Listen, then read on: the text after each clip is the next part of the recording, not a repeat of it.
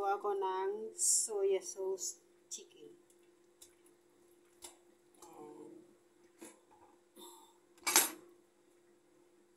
Isang buong manok. Yan. Hugasan mo ng maigi, tanggalin mo yung sa loob niya, yung may mga ano dyan, yung lungs, yung pula-pula dyan, tanggalin mo. Tapos hugasan mo siya ng asin at saka wine. Tapos luya. Kuskusin mo siya ng luya. Yan.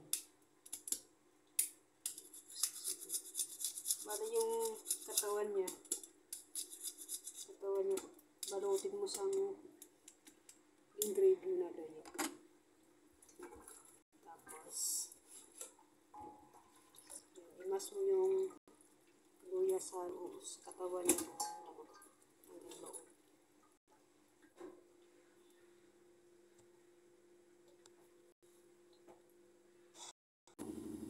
Maghanda ka ng spring onion, sugar, shallot, at saka ginger. Ayan, at saka wine, rice wine, at saka itong sauce na ginamit ko, yung amoy for chicken marinades. So, buksan ko yung wine, ang manok ng wine.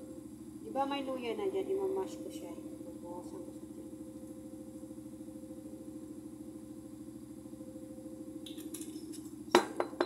Minas ko sa muna dito na. May wine na siya. O, diba? Minas ko siya.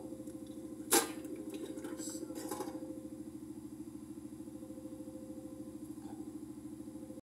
yan. Mamas mo yung wine dito sa loob.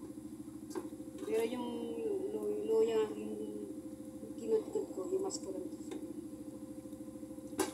Tapos, ipasok ko dito yung shallot,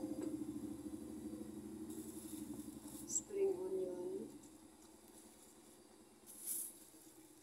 Yan, ipasok ko sa loob. Yan. Tapos yung luya.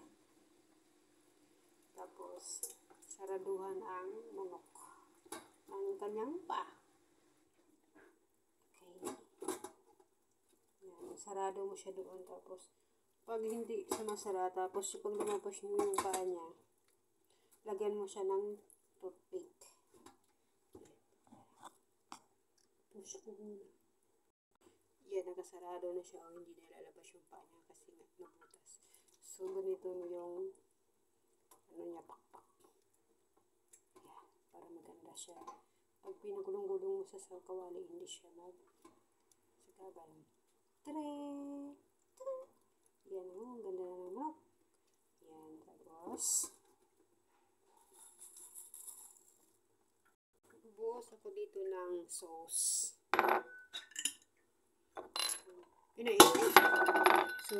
Pinainit ko na yung kawali ko ha. Pinainit ko ng kawali ko. Bubuhos ako dito ng isang bowl na sauce. Ilalagay ko dito sa kawali kasi mainit. Itong sugar, pagkabuhos mo ng sauce sa kawali, isabay mo na siya.